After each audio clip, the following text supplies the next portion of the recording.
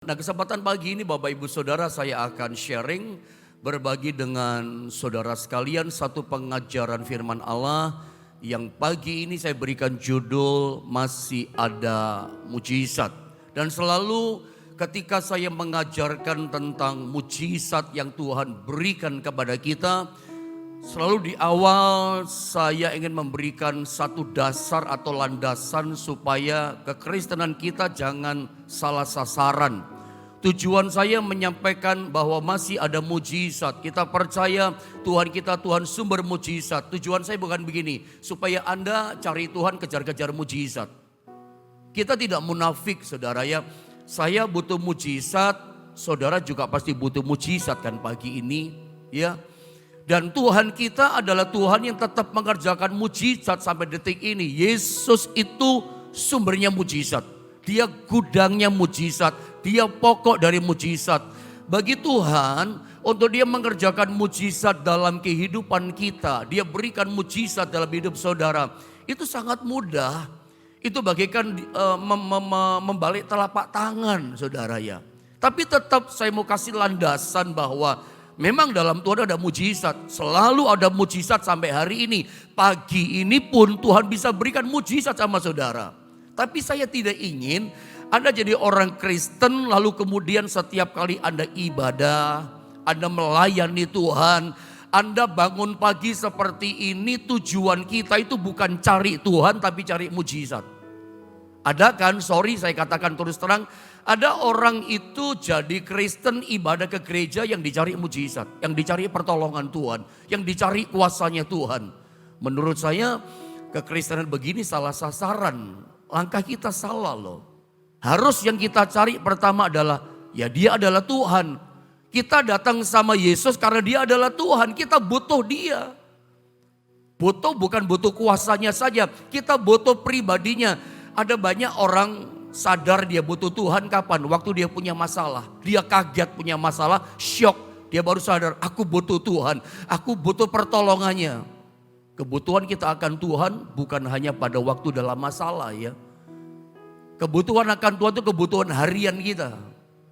Jadi saya ingin kasih dasar, jangan jadi orang Kristen yang kejar mujizat. Atau saya punya bahasa begini, kecanduan mujizat. Memang kita tidak munafik.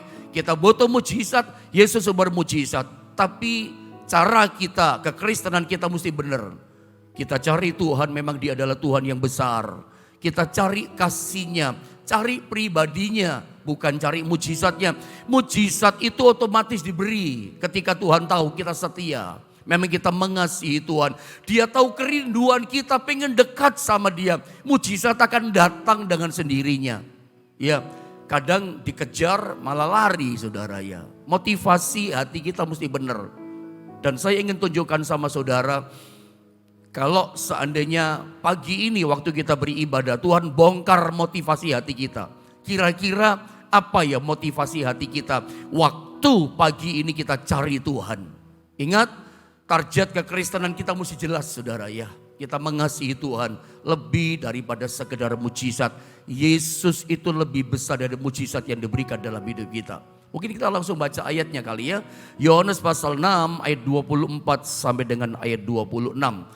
Mari Bapak Ibu Saudara kita membaca ayat ini secara bergantian. Saya baca 24, saudara 25, 26-nya sama-sama. Masing-masing kita baca satu ayat. Yohanes 6 ayat 24 dikatakan begini.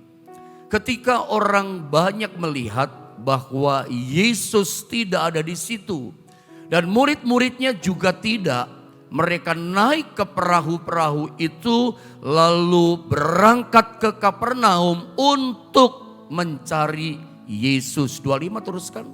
Ketika orang banyak menemukan Yesus di seberang laut itu, mereka berkata kepadanya, Rabi, bila mana engkau tiba di sini? Ayat 26 sama-sama jemaat Tuhan 2 dan 3. Yesus menjawab mereka, Aku berkata kepadamu, sesungguhnya kamu mencari aku bukan karena kamu telah melihat tanda-tanda, melainkan karena kamu telah makan roti itu dan kamu kenyang.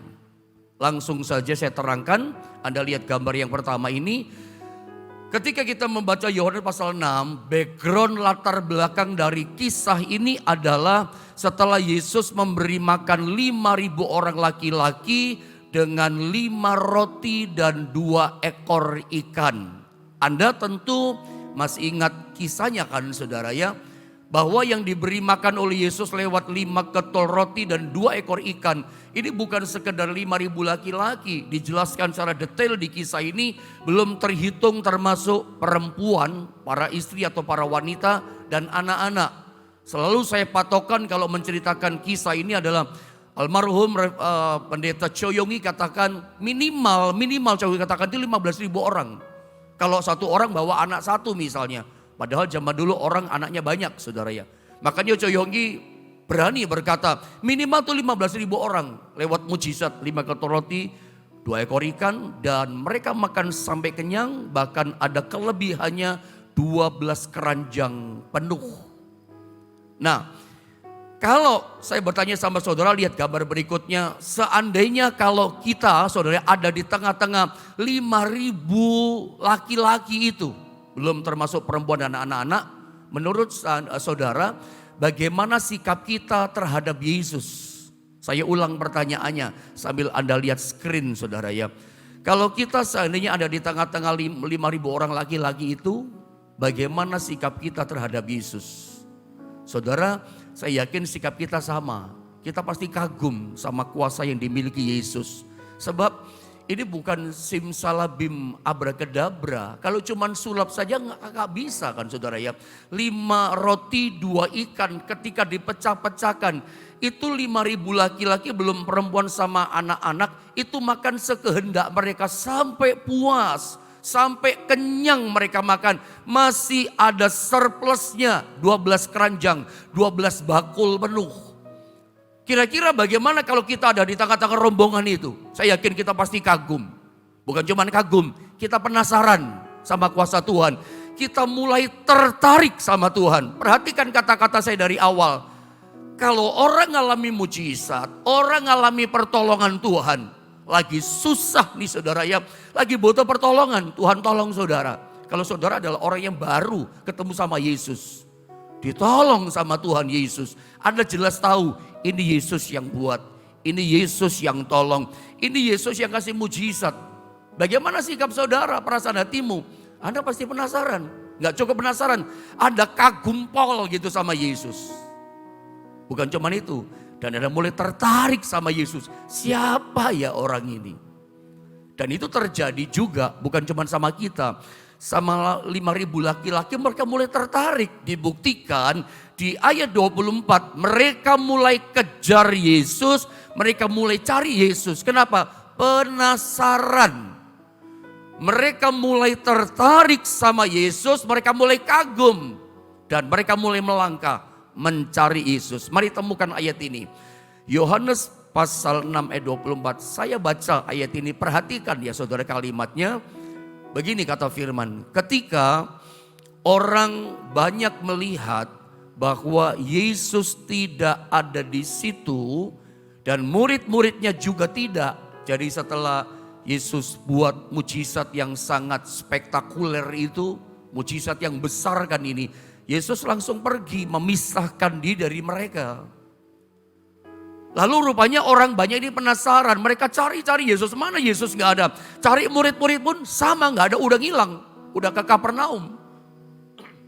Lalu apa? Bagaimana sikap tindakan mereka? Alkitab katakan begini.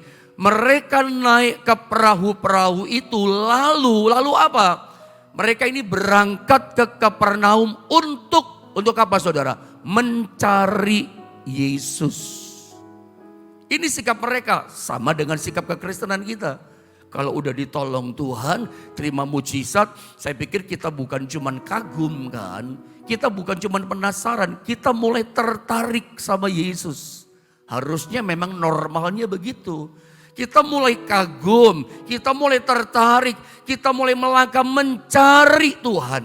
Dan itu terjadi, terwakili oleh 5.000 laki-laki ini. Tapi mari lihat. Motivasi mereka mencari Yesus sudah benar apa tidak? Motivasinya ini berkenan gak sama Tuhan? Sebab kalau kita bicara mencari Tuhan, motifnya macam-macam. Dari antara ribuan orang di channel YouTube GSPD Jombang dan di akun Facebook yang ada, semuanya kita cari Tuhan. Tapi seandainya dibongkar motif hati kita cari Tuhan pagi ini, mungkin Tuhan dapati macam-macam motif kita. Ada yang pengen sembuh karena engkau sakit. Ada yang pengen ditolong, diberkati Tuhan, lagi bangkrut, kesusahan uang saudara. Ada yang pengen bisnisnya rame, kerjaannya, macam-macam motifnya. Mari kita lihat, ketika ribuan orang ini banyak orang mencari Yesus. Apakah Yesus senang? Enggak senang. Kalau saya atau Anda, kita semua dalam posisi menjadi Yesus, saya yakin kita akan senang. Kita akan happy banget, kita akan bahagia banget. Kenapa? Ribuan orang cari kita. Senang kan saudara ya, bangga kan? Ribuan orang kejar-kejar kita, butuh sama kita, perlu sama kita. Kita senang dong. Ada ribuan orang butuh kita, cari kita, memerlukan kita, senang. Kalau posisi kita jadi Yesus, pasti senang luar biasa kita. Pertanyaan saya, apakah Yesus senang? Tidak. Dari mana kita tahu Yesus tidak senang? Lihat ayat berikutnya. Saya coba tunjukkan sama saudara secara kontekstual ayat ke ayat. Lihat ayat 25 saudara ya, Yohanes 6. Ketika orang banyak menemukan Yesus di seberang laut itu, perhatikan kalimat ini, mereka berkata kepadanya, Rabi, bila mana engkau tiba di sini? Terjemahan sederhananya, Rabi atau guru, kapan engkau tiba di sini? Harusnya jawabannya Yesus, baru saja tiba di sini. Harusnya jawabannya Yesus, baru 1 jam yang lalu, setengah jam yang lalu, 2 jam yang lalu aku tiba di sini. Mestinya begitu jawabannya, enak jawabannya, pas, cocok dengan pertanyaan. Guru, kapan engkau tiba di sini? Mestinya begitu jawabannya, baru nyampe atau 1 jam yang lalu baru nyampe. Tapi lihat, jawabannya Yesus nggak match. Jawabannya Yesus tidak menjawab pertanyaan ribuan banyak orang. Guru, kapan engkau tiba di sini? Lihat jawaban Yesus ayat 26. Saya tunjukkan, saya baca ayat ini. Yesus menjawab mereka. Apa jawabannya? Aku berkata kepadamu, lihat, sesungguhnya kamu mencari aku bukan karena kamu telah melihat tanda-tanda, melainkan, apa kata Yesus? Karena kamu telah makan roti itu dan kamu kenyang. Nggak enak loh jawabannya. Udah tidak menjawab pertanyaan mereka, guru kapan kau tiba di sini? Jawabannya gini, kamu mencari aku bukan karena kamu melihat tanda-tanda. Kamu mencari aku karena kamu telah makan roti dan perutmu kenyang. Kamu cari aku urusan perut. Kamu cari aku karena kamu butuh kebutuhan jasmani. Kamu cari aku karena kamu perlu sesuatu dari aku. Kamu butuh kuasaku. Di ayat 26, saudara, perhatikan baik. Tuhan itu sedang membongkar motivasi ribuan banyak orang, tujuannya cari Tuhan. Dibongkar motivasi hatinya. Kamu cari aku bukan karena kamu melihat tanda-tanda. Kamu mencari aku karena urusan perut. Kamu cari roti supaya perutmu kenyang. Kamu butuh pertolongan. Kamu butuh kuasa. Dari sini kita tahu Tuhan gak senang dengan cara motivasi mereka mencari Tuhan. Tadi barusan saya udah bilang sama saudara. Kalau misalnya pagi ini motif hati kita dibongkar sama Tuhan. Kira-kira motivasi kita apa ya? Tuhan menemukan motifnya hati kita. Apakah kita seperti ribuan banyak orang? Jangan-jangan iya. Sorry ya kata-kata saya. Jangan-jangan motivasi kita memang sama seperti ribuan, 5.000 laki-laki ini. Kita punya motivasi, kita butuh pertolongan, kita butuh mujizat. Saya tidak berkata kita nggak butuh mujizat, kita butuh mujizat. Tetapi motif hati kita yang pertama kita mesti benar. Sebab di sini Tuhan nggak senang loh. Harusnya kita memang cari Tuhan. Ini sama dengan gini loh, seorang setelah menikah, pasangan suami istri menikah. Setelah lama menikah, si istri ngomong gini sama suaminya, sayang, kamu tahu nggak kenapa aku mau menikah sama kamu? Penasaran dong suaminya. Iya mah, iya sayang. Apa alasan kamu menikah sama saya? Kamu kok mau sih nikahi saya? Kenapa? Penasaran kan si lakinya, suaminya. Sorry ya sayang, aku mau menikah sama kamu, sebetulnya aku tuh gak cinta sama kamu. Aku itu mau jadi istrimu, mau dinikahi. Aku itu gak sayang sama sekali, gak ada. Aku mau menikah sama kamu karena uangmu banyak. Karena bisnismu bagus, kamu orang kaya, asetmu banyak. Saya yakin suami yang mendengar istri model begini ngomong, itu kayak disabar geledek di siang hari. Sudah kaget, ternyata istrinya mau menikah sama dia itu karena hartanya. Nggak enak kan dengarnya. Sengaja saya cerita begini tujuannya apa? Seperti itulah dari ribuan banyak orang mencari Yesus. Kejar Yesus. Yang mereka butuhkan bukan pribadi Yesusnya. Yang mereka butuhkan bukan karena mereka itu memang cinta sama Tuhan. Motifnya apa mereka? Tuhan katakan dibongkar motifnya. Kamu cari aku bukan karena melihat tanda-tanda. Kamu cari aku karena kamu makan roti dan perutmu kenyang. Urusan perut kamu cari aku. Dari jawaban yang ketus daripada Tuhan. Tuhan gak senang. Mari temukan motivasi hati kita saat ini, motivasi yang murni. Bahwa memang kita ini bangun pagi-pagi, orang lain masih tidur ngorok di Pulau Kapuk, saudara ya. Tapi kita bangun lebih awal, tujuan kita memang kita itu cinta sama Tuhan. Kita mengasihi pribadinya. Bahwa Yesus itu memang adalah Tuhan yang layak kita sembah. Kita butuh pribadinya bukan pada waktu kita punya masalah. Tertekan oleh kesulitan baru kita datang kaget, aku butuh engkau Tuhan. Enggak, Yesus Tuhan itu kebutuhan harian kita. Engkau yang sudah selamatkan hidupku. Engkau ada di dalam aku Tuhan. Dia keperluan kita setiap hari. Bukan hanya butuh waktu punya masalah kita butuh dia.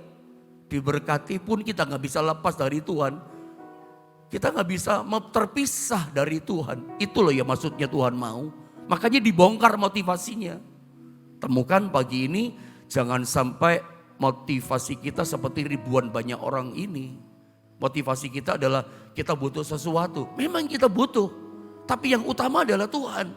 Anda mesti bisa bedakan ya motif sesuatu di hati. Hati nurani itu kan gak bisa menipu diri kita.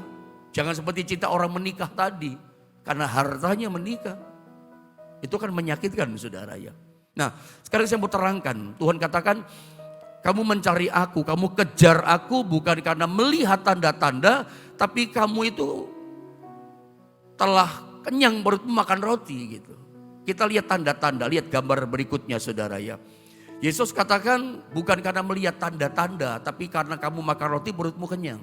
Tanda-tanda, ketika saya coba cari terjemahannya kata tanda-tanda, saya cari searching di Google, Anda bisa searching di Google tentunya. Ada banyak arti dari kata tanda-tanda.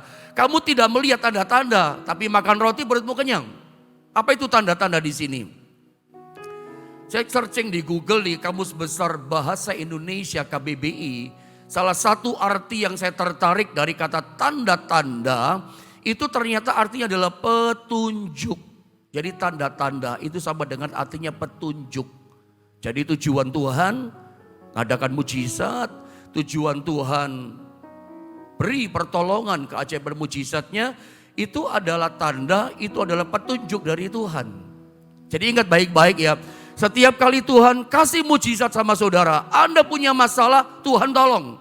Tuhan sembuhkan saudara, Tuhan berkati saudara, ekonomi bangkrut dibangkitkan sama Tuhan. Itu mujizat, itu petunjuk dari Tuhan, itu tanda dari Tuhan. Ya. Tanda petunjuk dari Tuhan. Tanda apa? Jadi setiap kali Tuhan itu kasih mujizat, Tuhan punya tujuan, ada targetnya. Mujizat itu hanya tanda-tanda. Untuk Anda ngerti ini, saya pernah terangkan. Anda masih ingat waktu sekolah di SD? Sekolah di SMP, SMA kita kan wajib mesti ikut kegiatan pramuka. Ekstrakurikuler di sekolah kan. Masih ingat ya kegiatan kita pramuka ya. Seringkali kalau acara perkemahan, guru-guru atau panitia yang mengadakan persami perkemahan itu biasanya hari Sabtu itu kan ada perkemahan. Panitia biasanya menyiapkan game, sebuah permainan. Ya kurang-kurang lebih seperti itulah saudara ya. Sama guru kita biasanya kita ditaruh di tempat yang sepi terpencil, lalu di titik itu kita dilepaskan. Tapi sebelumnya panitia atau para guru kita udah menyiapkan tanda-tanda petunjuk-petunjuk yang kita mesti ikuti di titik awal kita dilepas.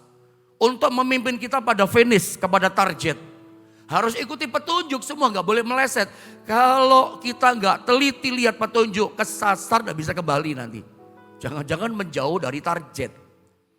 Ada petunjuk anak panah lurus, mesti lurus. Ada petunjuk anak panah belok kanan, mesti ikut kanan. Menyeberang sungai aliran yang dangkal, mesti nyeberang. Kalau kita dalam permainan cari petunjuk ini, kita ikuti dengan baik petunjuk demi petunjuk, tanda demi tanda yang diberikan oleh games lewat perkemahan ini. Ya kita nyampe finish, nyampe di target. Tetapi bagaimana nyampe target? Lewat tanda-tanda petunjuk. Tahukah saudara, saya cuma kasih analogi sama saudara. Mujizat yang Tuhan beri kepada kita itu adalah petunjuk dari Tuhan. Itu tanda-tanda dari Tuhan untuk kita nyampe target. Apa target kekristenan kita? Makin mengasihi Tuhan. Ya, makin cinta Tuhan, makin rindu kita mengenal pribadinya, makin kita lengket sama Tuhan tak terpisahkan, semakin kita mengalami pribadinya nyata dalam hidup kita.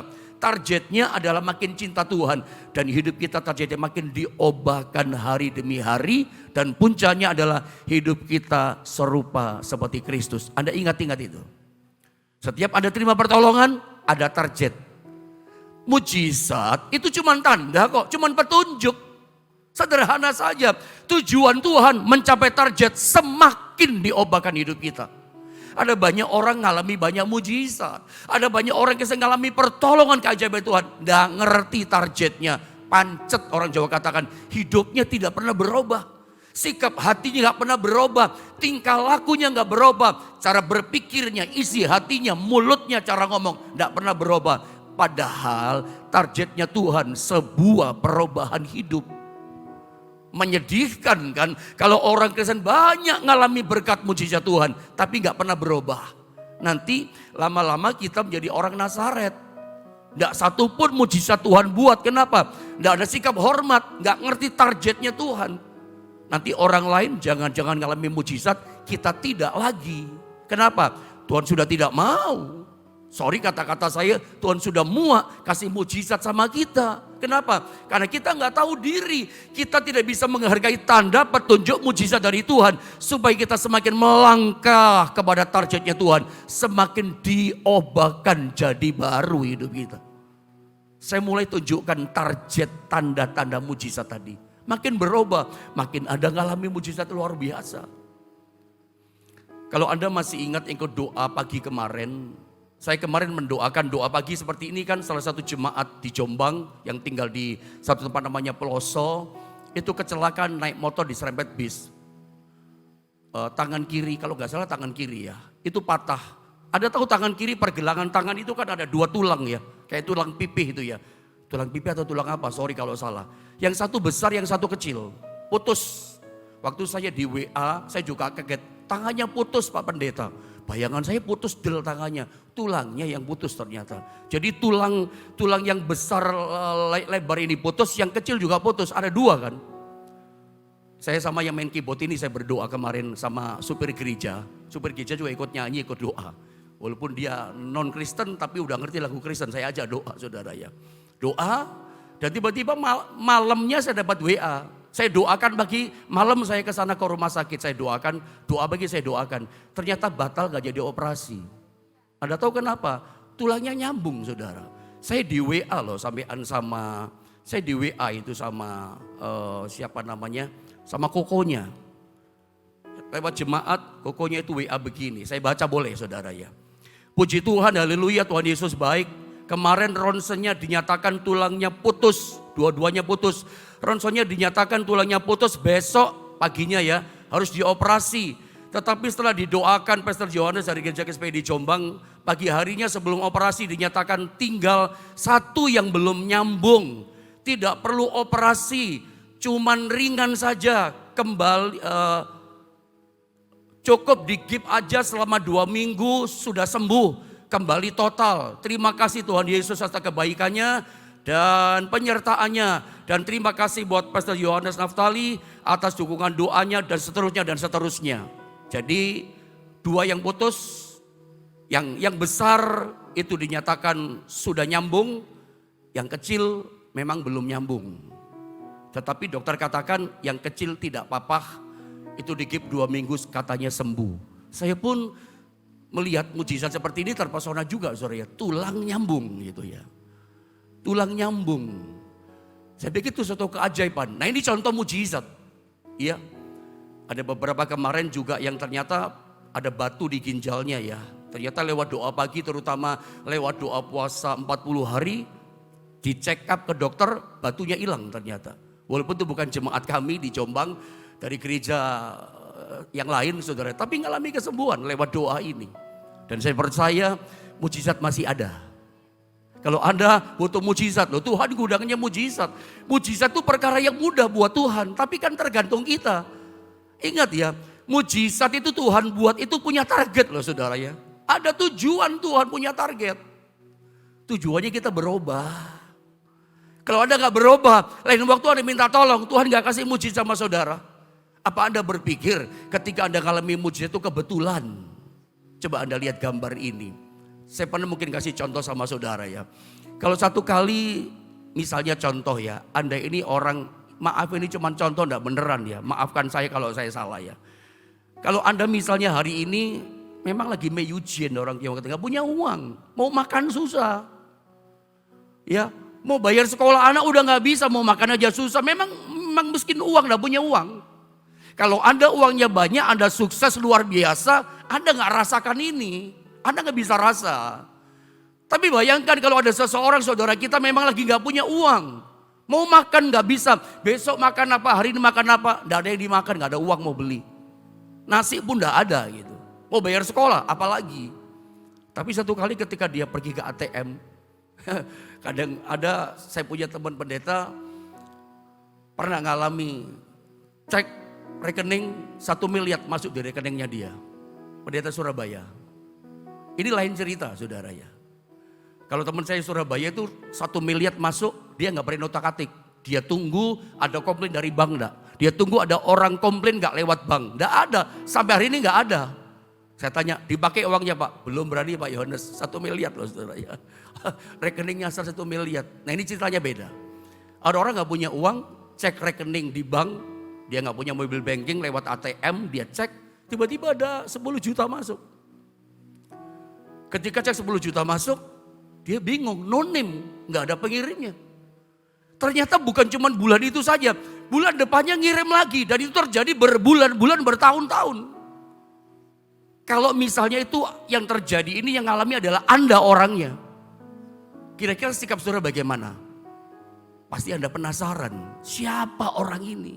Ada pengen cari tahu, ada tertarikan siapa ya orang ini. Kok orang ini baik sekali gak kenal, tapi kok terus kirim ya tiap bulan bahkan bertahun-tahun seperti itu. Ada kebingungan siapa ya orang ini.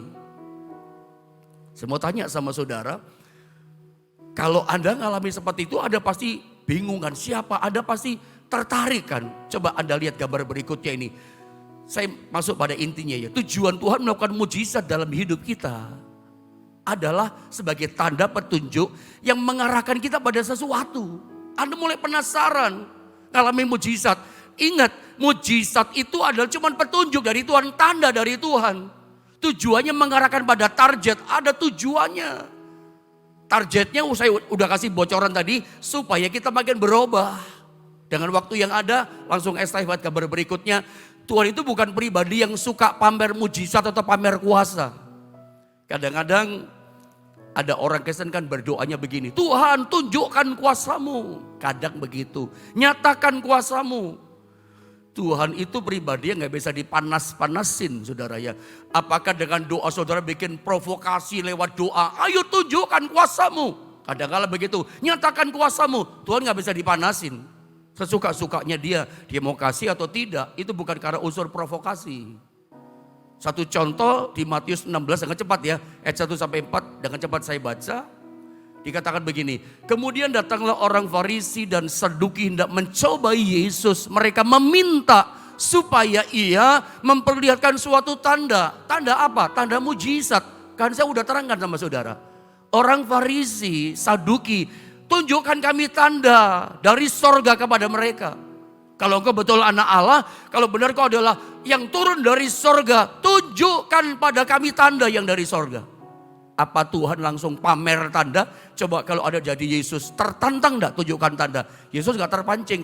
Yesus tidak bisa dipanas-panasin sama omongan orang. Lihat, tetapi jawab Yesus, pada petang hari karena langit merah kamu berkata hari akan cerah. Terus, dan pada pagi hari karena langit merah dan redup kamu berkata hari buruk. Rupa langit kamu tahu membedakannya, tapi tanda-tanda zaman tidak. Lihat ayat yang keempat. Angkatan yang jahat dan tidak setia ini menuntut suatu tanda, menuntut satu mujizat. Tetapi kepada mereka tidak akan diberikan tanda selain tanda Nabi Yunus, tanda tentang kematian Tuhan, ya, dan kebangkitannya. Lalu Yesus meninggalkan mereka dan pergi. Yesus gak kasih mujizat. Saya mau kasih tahu ya, gak sembarangan dia kasih mujizat. Gak bisa dipanas-panasin. Anda lihat gambar berikutnya dengan cepat. Kisah Matius 4 ayat 3. Saya baca. Lalu datanglah si pencoba itu dan berkata kepadanya, jika engkau anak Allah, perintahkanlah supaya batu-batu ini menjadi roti. Apa Yesus tertantang, terpanas hatinya? Loh, kamu gak percaya ya? Setan, aku anak Allah. Nih, aku bikin batu jadi roti. Enggak terpancing.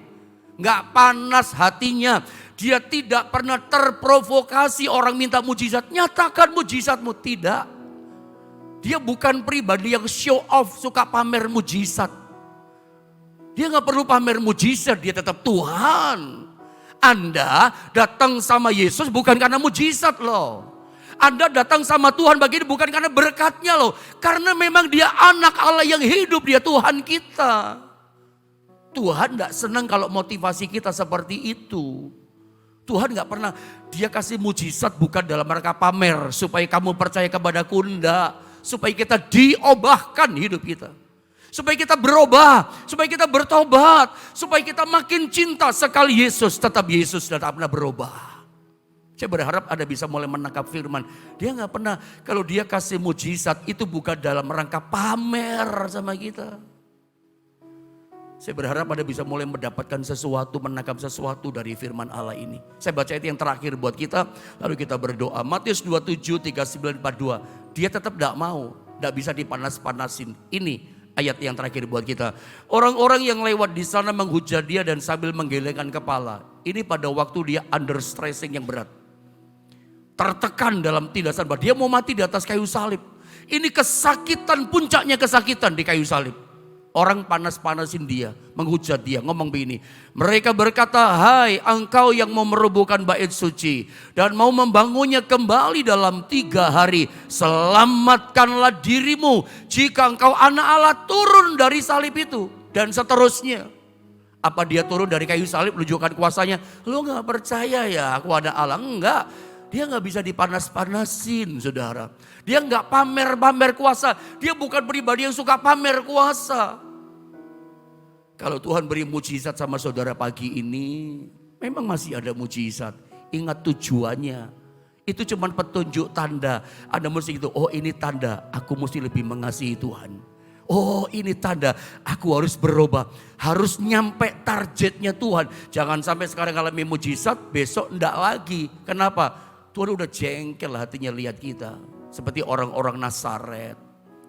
Ya seperti orang-orang di tempat kota yang lain, Tuhan gak bikin lagi mujizat. Kenapa? Ya mereka gak ada rasa hormat. Hormati kebaikan Tuhan, hargai mujizatnya dengan bayar harga apa? Kita mau berubah. Bukan, jangan cuma cari mujizat, kejar mujizat. Yesus memang Tuhan. Ya, dia layak disembah. Pagi ini saya mau berdoa buat saudara. Anda yang memerlukan pertolongan Tuhan, saya percaya dia ada di tengah-tengah kita. Tapi berikan hatimu yang pertama, engkau Tuhan di atas segalanya. Biar kita menemukan motif yang benar di hati kita. Yesus Tuhan yang kita kasihi.